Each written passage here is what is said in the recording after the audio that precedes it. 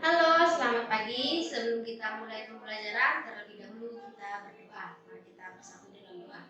Bapa kami yang di sorga, puji dan syukur dipanjatkan kehadirat-Mu ya Tuhan, atas berkat-Mu hingga kami melakukan kasih kami. Terimalah Tuhan doa kami berdasarkan kasih dan Roh yang kudus. Amin.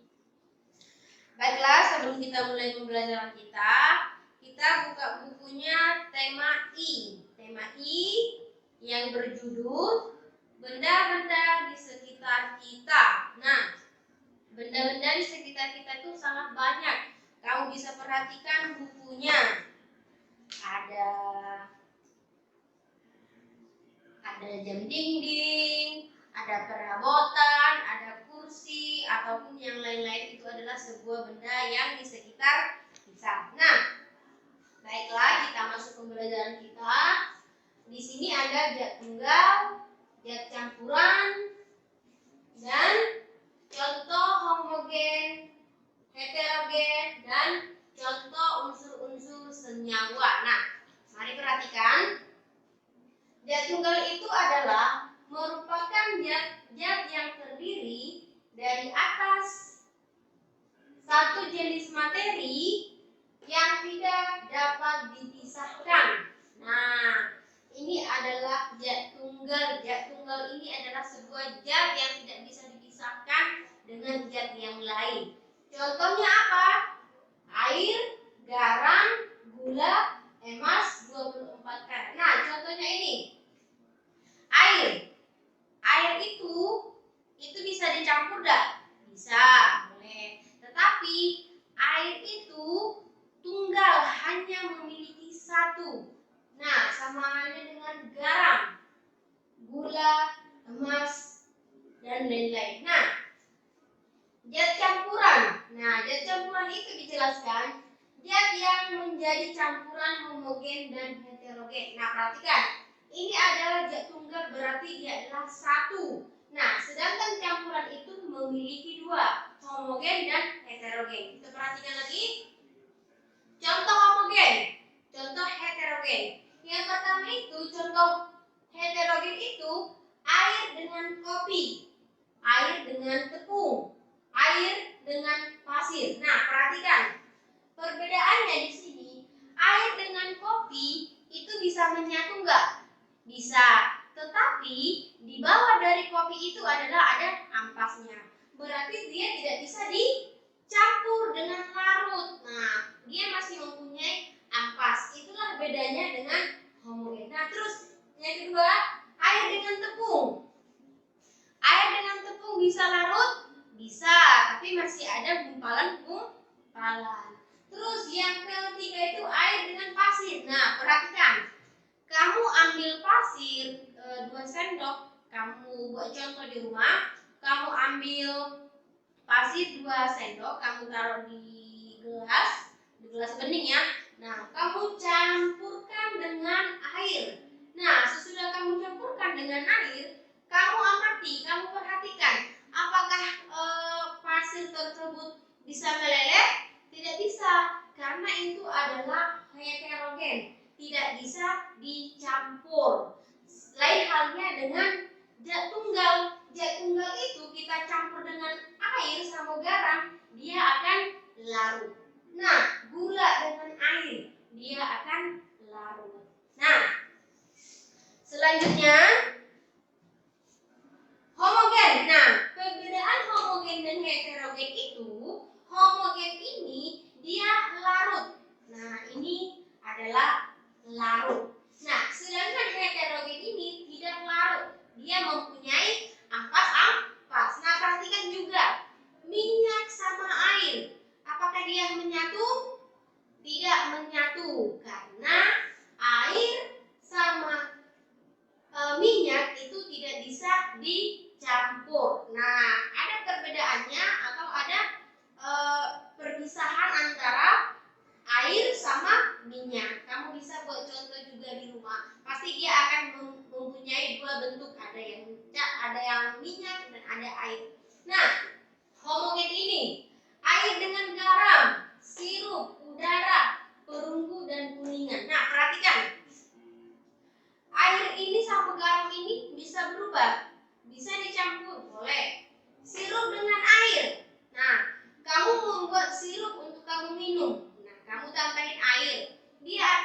menjadi larut supaya tidak terlalu manis. Nah, udara itu kan tidak terlihat.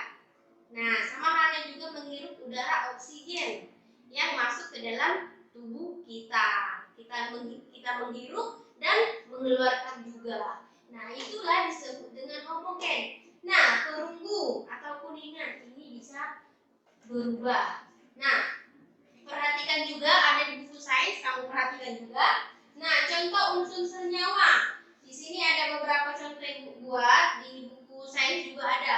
Yang unsur atau senyawa yang pertama itu air raksa atau air. Terus emas atau gula, perak dan garam dapur. Seng atau cuka itu adalah sebuah contoh.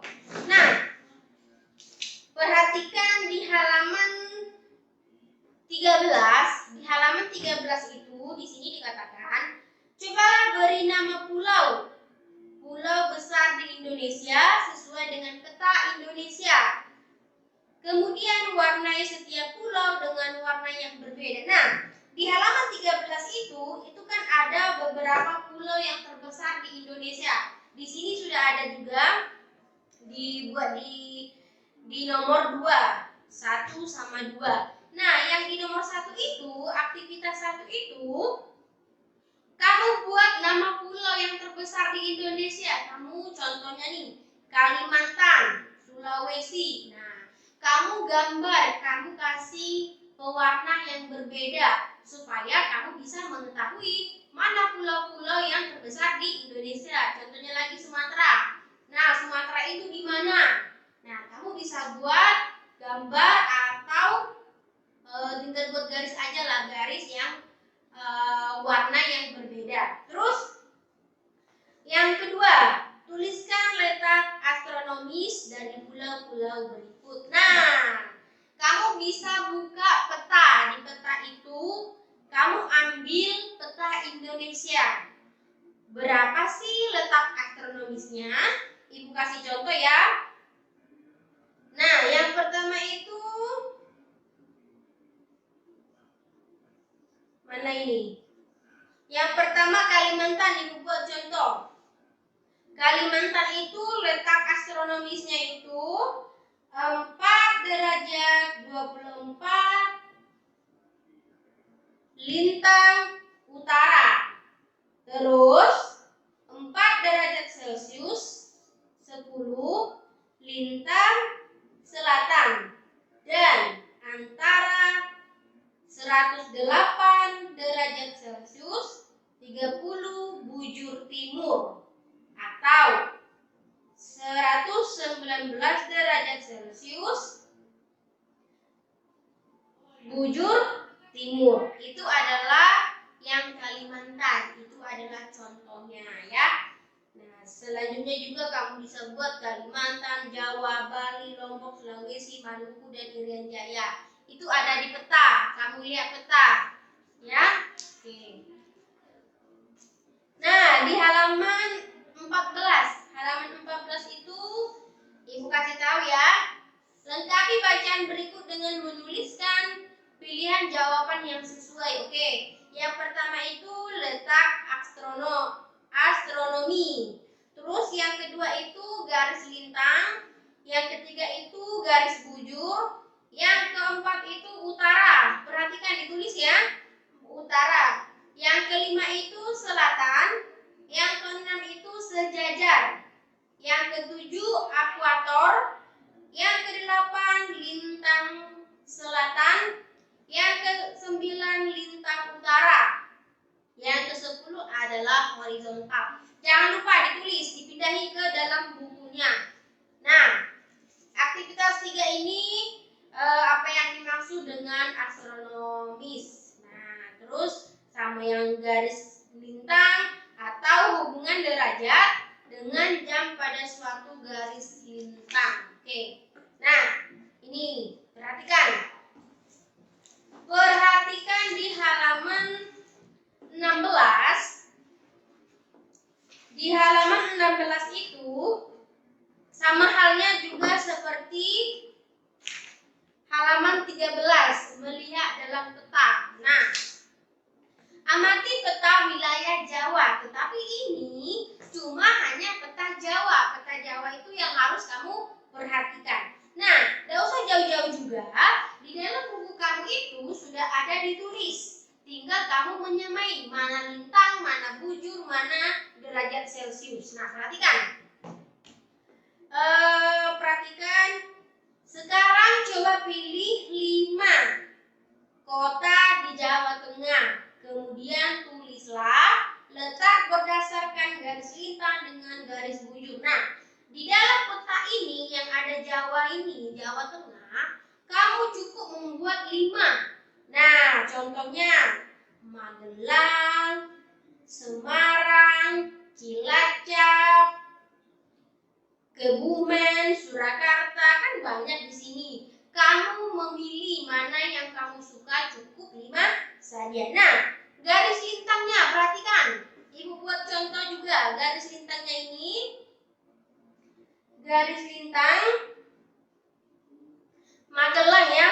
Magelang garis lintangnya 110.0.12.13. Itu adalah garis lintang.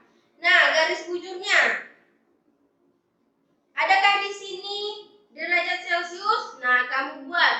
Kalau ada di sini ditulis derajat Celcius, kamu buat 110 atau derajat Celcius. Boleh ditulis di sini ya, derajat Celcius. Terus garis bujurnya. Garis bujur dari Magelang tadi. 110 derajat Celcius 0.12.52. Itu adalah dari Magelang. Nah, perhatikan juga dari garis ini.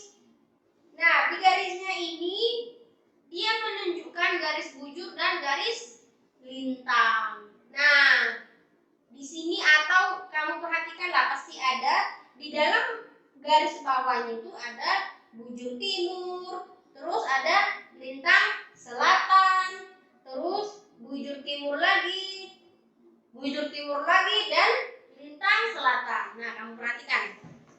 Ya, kamu buat ya. Oke. Ya, aktivitas 5 ini hanya mencontohkan saja. Kamu pasti tahu mana yang di sini mengindikasikan persatuan ataupun kesatuan. Oke?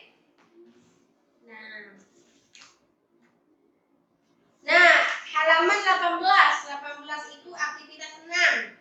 Sifat dari rasa persatuan dan kesatuan yang kamu rasakan. Oke.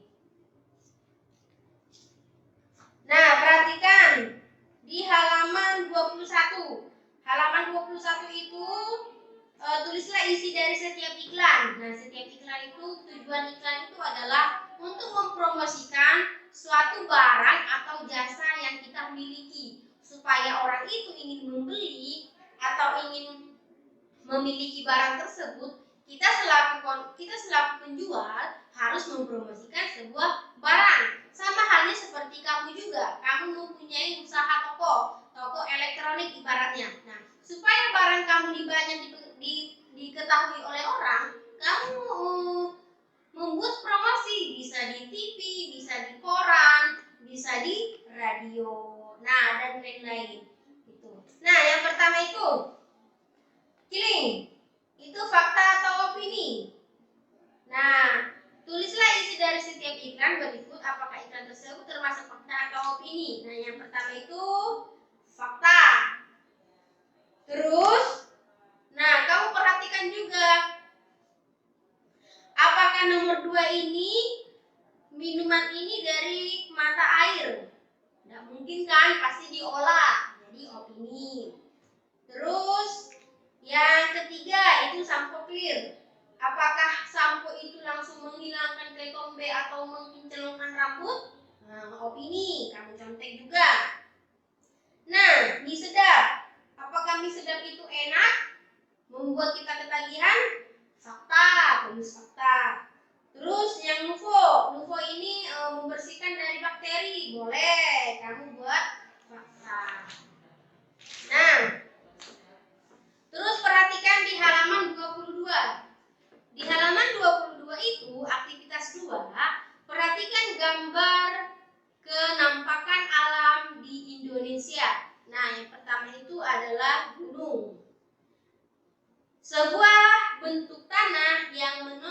atas wilayah di sekitarnya itu adalah sebuah gunung. Apa sih contoh dari gunung itu?